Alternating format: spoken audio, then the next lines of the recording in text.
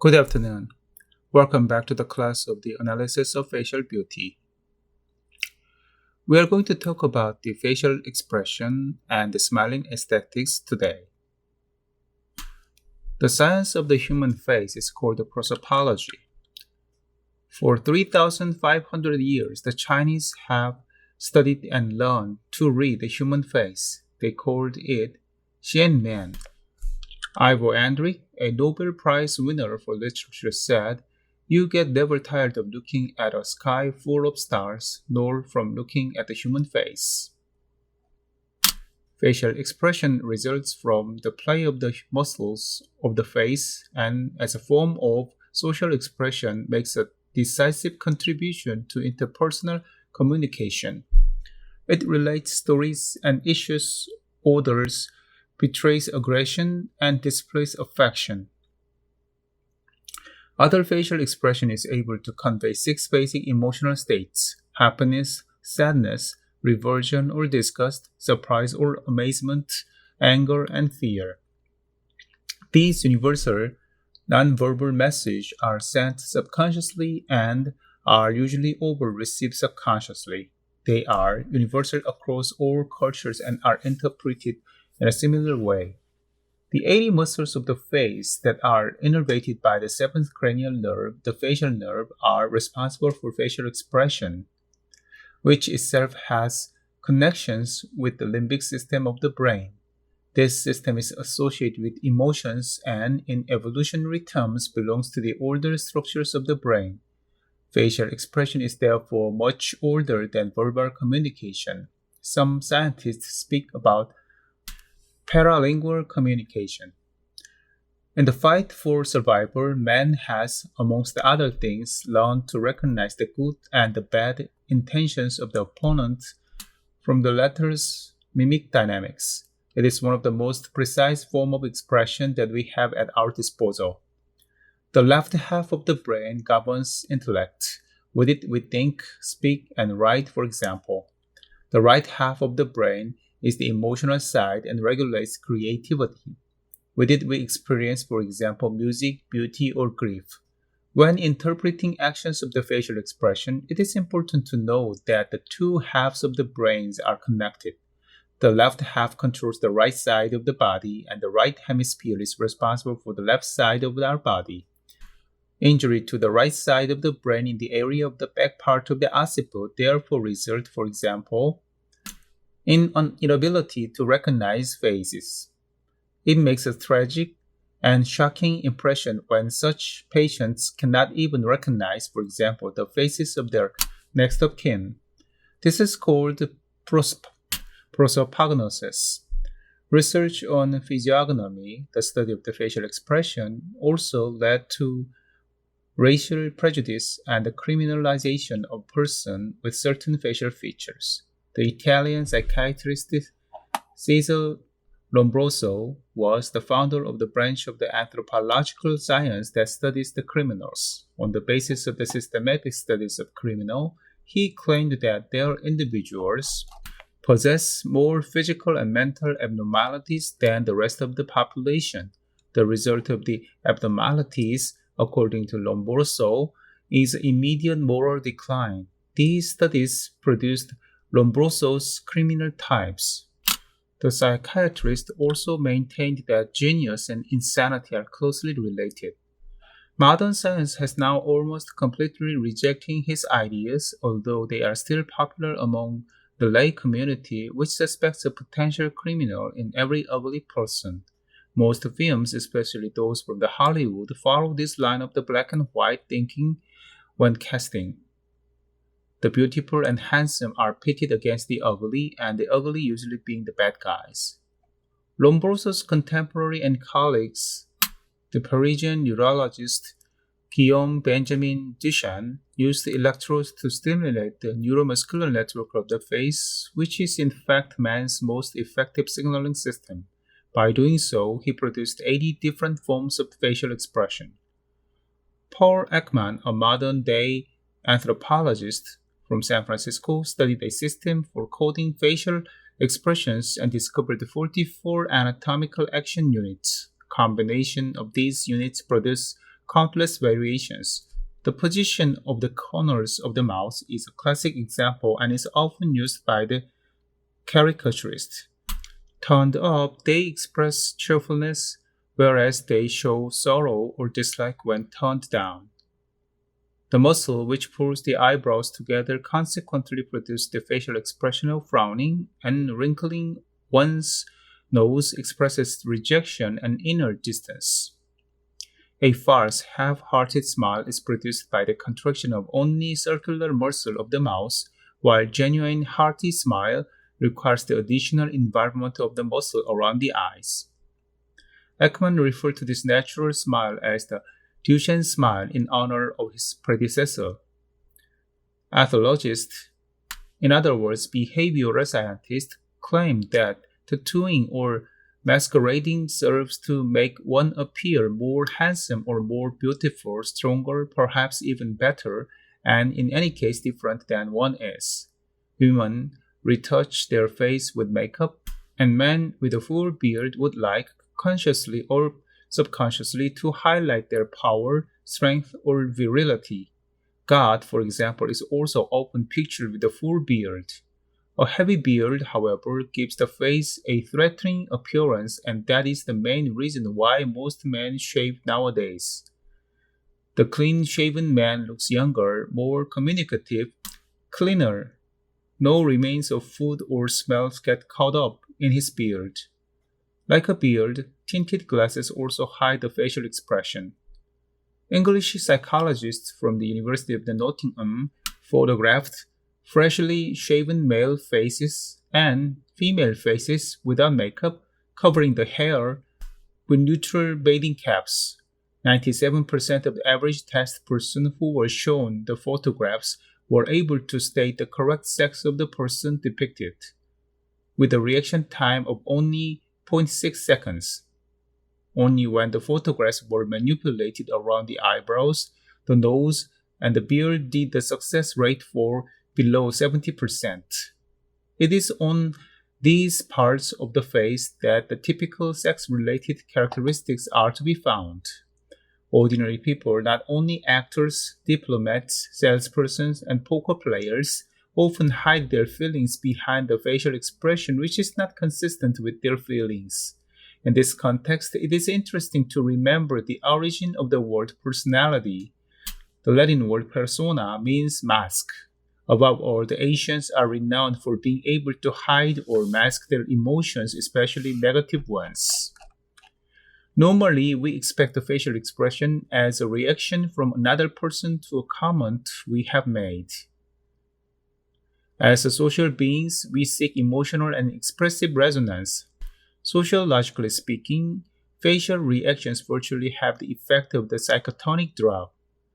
A smile or a laugh, for example, can cheer someone up enormously, while on the other hand, we regard indifferent stony faces made as a reaction to an emotional and expressive message of ours as insulting or offending.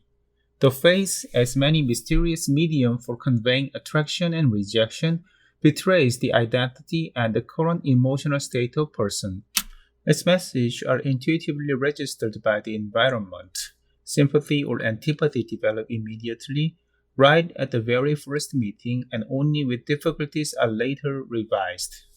The continuous repetition of certain facial expression engraves those stereotypes onto our face, so finally our life becomes mirrored by our face. This will have happened by about the age of the 35 years.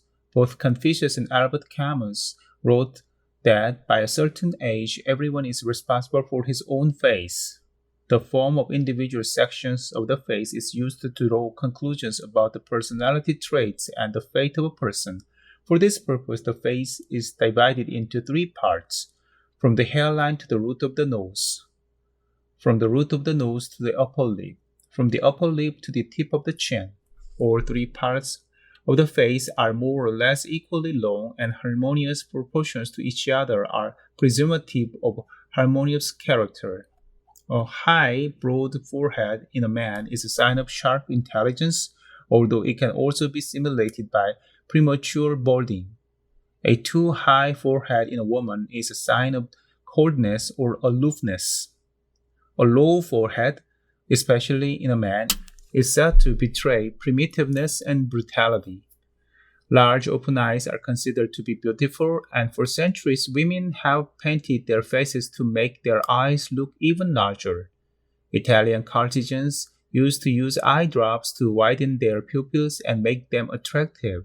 These eye drops contained an extract of the leaves of the deadly nightshade, which was also very aptly referred to as the belladonna, the beautiful lady.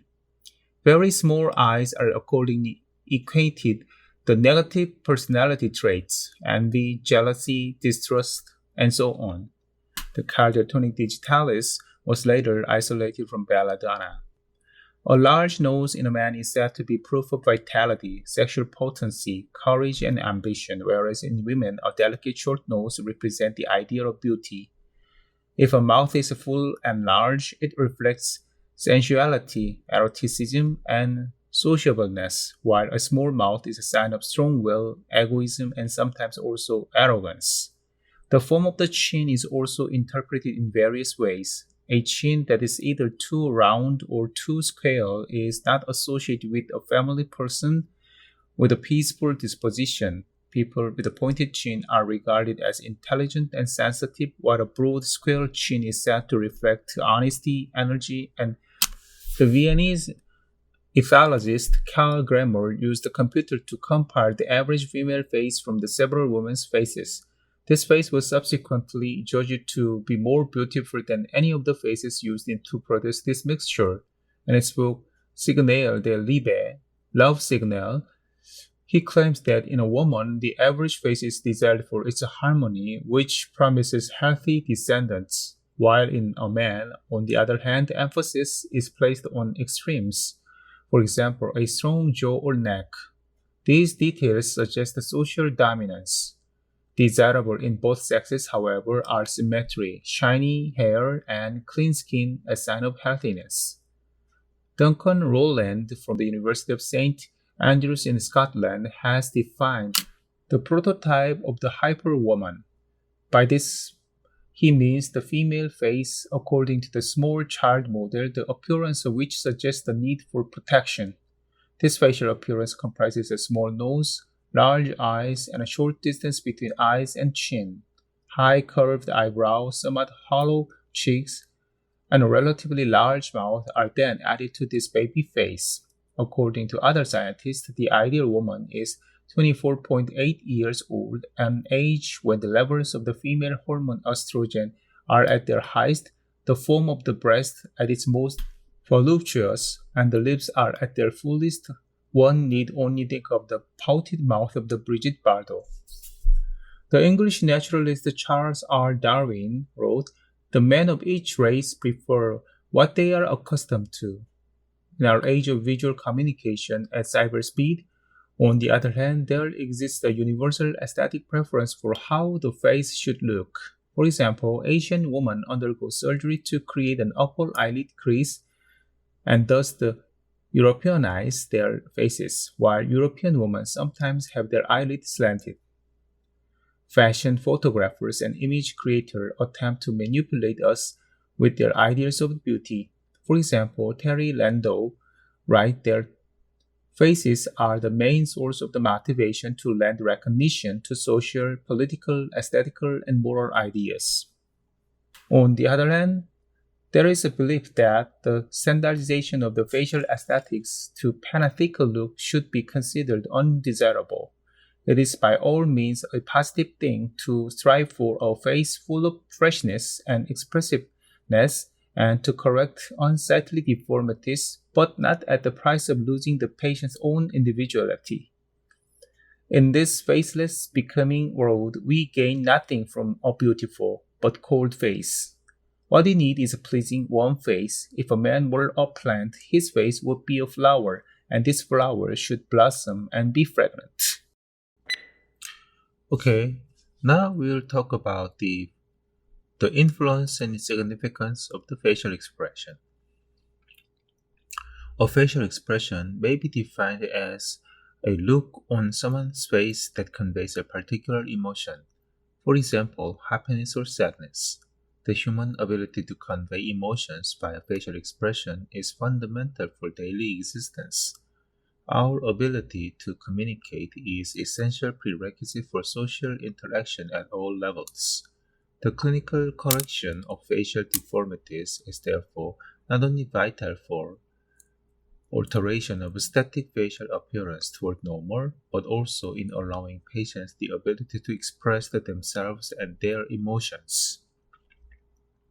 Human facial expressions are so significant in life that humans have devised numerous methods to try to hide their emotions or true feelings by attempting to alter their facial expression. For example, the poker face, keeping a straight face, putting on a brave face. However, more often than not, human emotions are said to be written all over one's face. The term has even found its way into the arts. The expressionism is defined as a style of paintings, music, or drama in which the artist or writer seeks to express the inner world of emotion rather than external reality. This is very similar to humans communicating their inner feelings by facial expressions. The Norwegian artist Edvard Munch's painting The Scream or The Cry is seen as a symbol of modern spiritual anguish. The Munch is known as Munch in Korean. The dramatic perspective used in this painting, which is Munch's the most famous work, is said to represent what the artist himself described as an infinite scream passing throughout nature. It depicts a simultaneously corpse-like and a sperm-like central figure whose contours are reflected in the swirling lines of the blood-red sky. However, the painting's power is heightened by the instantly recognizable panic-stricken facial expression of the central character. It is this facial expression that ultimately conveys the artist's intensity of anxiety to the observer. In human beings, the manifestation of emotion and feeling is revealed by virtue of facial expression. A great deal of human communication takes place without the need for words. Therefore, the importance of facial expression is inextricably linked to the significance of the nonverbal communication. The psychologist Albert Mehrabian has described three key elements in face-to-face communication, often referred to as the Mehrabian's 7-38-55% rule. This rule states that only 7% of communication involves words, with nonverbal communication dominating 38 tones of voice, 55 body language. The nonverbal elements are particularly important for effective and meaningful communication about emotion. The three parts of the message, described as the three V's, verbal, vocal, visual, need to support each other. In other words, they have to be congruent. If they incongruent, in other words, if words and body language disagree, one tends to believe the body language. While the exact number of the Ameribus Rule may be challenged, the important point is that a great deal of face-to-face communication is through nonverbal communication. Without seeing nonverbal cues, much of which relies on facial expressions, it is easier to misunderstand the words and thereby misunderstand the person. Clinicians tend to evaluate patients in a static position. However, people see, observe, and make judgments about other people via their facial expression. In other words, in a dynamic state. Therefore, facial expressions and the ability to make them are vital for everyday life and the essential ability to communicate. Dentofacial and craniofacial deformities can make the ability to express oneself through facial expression very difficult, with an observer potentially misinterpreting a patient's emotion in the presence of a significant facial deformity. This may potentially lead to a negative stereotyping. For example, patients with severe mandibular deficiency and/or excessively protruding maxillary incisors may appear rather unintelligent, particularly when smiling. This is also the case for long face deformity and gummy smile. Patients with mandibular excess tend to appear aggressive, and smile may appear more akin to a grimace. Patients with maxillary deficiency often have downturned oral commissure, thus appearing angry or sad. Patients with facial palsy and even inadvertent use of the botulinum toxin in the endeavor to reduce facial wrinkles can have disastrous consequences on the ability to display facial expressions and thereby communicate effectively. The difficulties a patient may face in their life and social interactions will not be restricted to their static facial appearance, but to their ability to convey their emotions and communicate by facial expressions. Therefore, the inability to convey emotions, whether due to a disease process or developmental disorders of growth, is extremely significant. Regarding history perspective, the importance of facial expressions and the innate ability to recognize the basic emotions has an evolutionary basis. Many animals use facial signals to communicate, and the reason facial expressions often outdo verbal communications is likely to be because communication via facial expression predates communication via language. Prior to the scientific study of the facial expression came to the practice of the physiognomy, in other words, the supposed skill of judging character from facial features. Artists have also demonstrated the importance of expressions. Classical Greek sculptors, in particular, eventually moved away from the rigid features depicted in older statues toward giving the illusion of the movement. Part of the life in the statues was from the expression of a smile. The importance of facial expression in art at the highest level is that of the Leonardo da Vinci's Mona Lisa, arguably the most famous painting in the world. The famous expression of the Mona Lisa is almost entirely based on the eyes and the smile, which are the most expressive regions of the face. Researches into facial expression has yielded many discoveries. Due to the importance of evaluating patients in animation, as known as the dynamic state, clinicians should have an understanding of these findings. The art of photography has been responsible for helping to create a science in the study of facial expression. In the 19th century, the pioneering French neuropsychologist Guillaume Benjamin Armand Duchenne de Boulogne began a series of experiments to understand the neural pathways to the face. He would collect newly served heads from the guillotine and place the live electrodes on the face.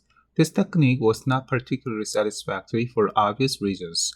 Duchenne eventually found his principal photographic subject, the old man, who was afflicted with the most total facial anesthesia. These circumstances made him an ideal subject for Duchenne's investigation because Duchenne could use stimulating electrodes on various facial muscle inserting while using the new invented medium of photography to capture electrically induced expression on his subject's face. The electrodes used would otherwise certainly have been somewhat uncomfortable, if not actually painful. Duchenne published The Mechanisms of the Human Facial Expression in French in 1862. His fascinating photographs and insightful commentary provided generation of researchers with the foundations for experimentation and the understanding of facial expression. Subsequent researchers from Charles Darwin to Paul Eckman all acknowledged their debt to the Duchenne. It is notable that the muscles of facial expression originate from the facial skeleton and insert directly or indirectly into the facial skin, making the facial surface highly mobile and able to form a myriad of shapes. Charles Darwin published The Expression of Emotions in Man and Animals in 1872, 1 year after the Descent of Man. In fact, the book was originally intended to a chapter in Descent. Thus began the scientific study of facial expression of emotion. Darwin argued that the emotions are not unique to humans, but may be found in many animals. His answer to the question of why particular facial expression was linked to a particular emotion gave further weight to his theory of the continuity of species and evolution. Darwin's evidence was the analysis of replies from a number of world travelers regarding the facial expressions they encountered for various emotions around the world. Darwin's conclusion was that facial expressions were universal, which demonstrated further evidence for the common descent of humankind and affirmed in Darwin's own words the unity of mankind. Darwin showed various people pictures taken by Duchenne de Boulogne and asked them which emotion was being depicted, a technique now termed the judgment method. He also made careful and insightful observations of those around him, for example, regarding whether the recognition of emotion is innate or learned. Darwin wrote, as I attended to this point in my firstborn who could not have learned anything by associating with other children, and I was convinced that he understood a smile and received the pleasure from seeing one.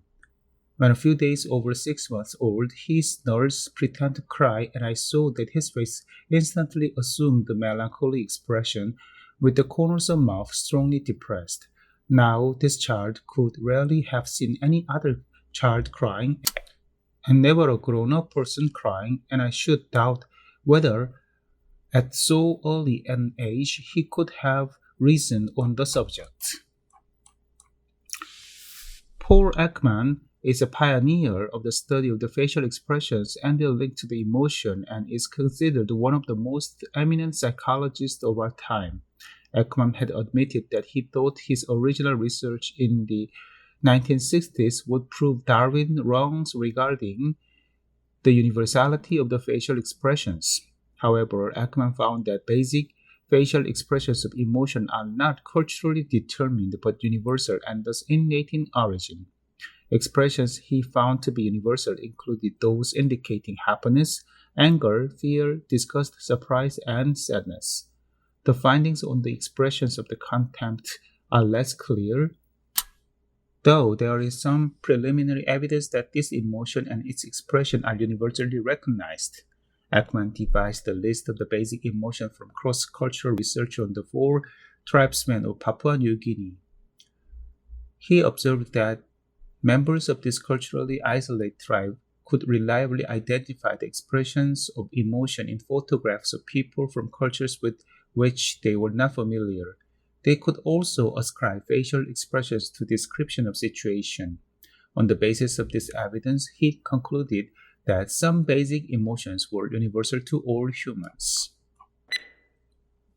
Now, moving on to the last part of debate regarding whether the facial expressions of emotion are universal or cultural specific.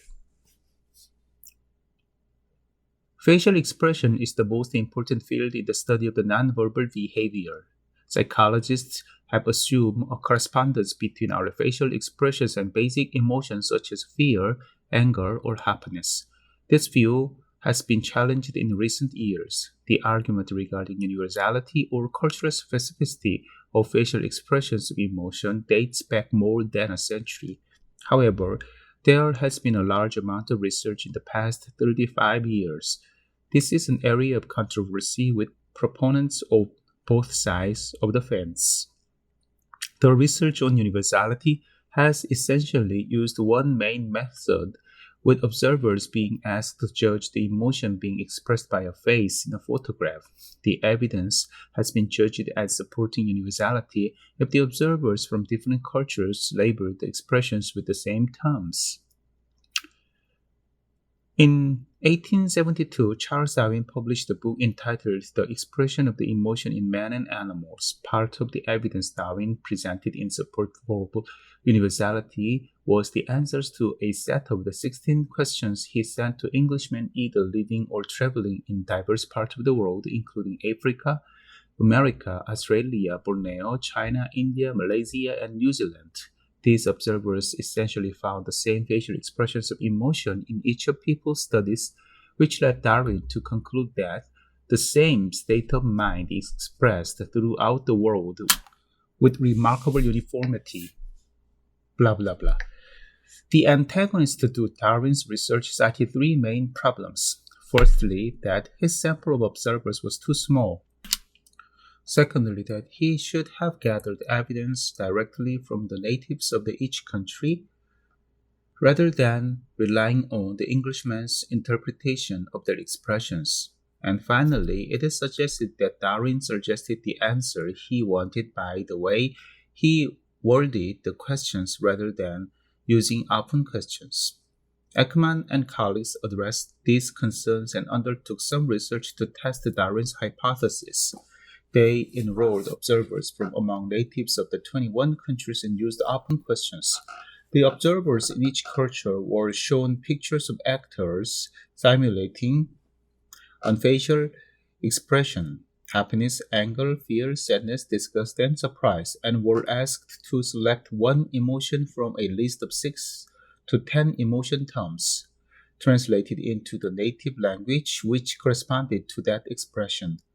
For every photograph of the facial expression shown, the majority of observers in each country showed agreement regarding the emotion being expressed. Evidence against the universality would have been the finding that the expressions the majority of observers in each country judged as showing one emotion were judged as showing another emotion by the majority in another culture, but this was not noted. The only challenge to the methodology used would have been for the observers to be allowed to decide for themselves which emotion was being expressed rather than having to choose from a given list of emotion terms. Izzard, Boucher, and Carlson and Rosenberg and Eckman studied a variety of populations, allowing observers to choose their own words in judging the emotion they saw in each facial expression photograph they were shown. In all the studies, the words the observer chose was quite similar both within and between cultures. They were also similar to the words that had been used in 1969 Eckman and colleagues studies. Another argument against the universality is that people may have learned facial expression from common sources such as television programs and the international media. To answer this question, Eckman and study group in Papua New Guinea in 1967, who had been thus far isolated from the rest of the world. The group had no written language or access to any form of information media. The method Eckman used was the first to ask a translator to read the observer a brief story and then ask the observer to point to a picture that fitted the story. Eckman found that the observer who could not have learned expressions from the media chose the same expression for each emotion as had the people in the 21 literate cultures previously described. The only exception was that they were unable to distinguish between the faces showing fear and surprise, although they could distinguish these from the other expressions of emotion. Another study by a different team on a different visually isolated population in West Irian found the same results. One of the leading advocates of the cultural-specific view of facial expression was the anthropologist Ray Birdwhistell. He felt that facial expressions and body movement was actually another kind of language. He said, I attempted to study the human smile. Not only did I find that a number of my subjects smiled when they were subjected to what seemed to be a positive environment, but some smiled in an aversive one.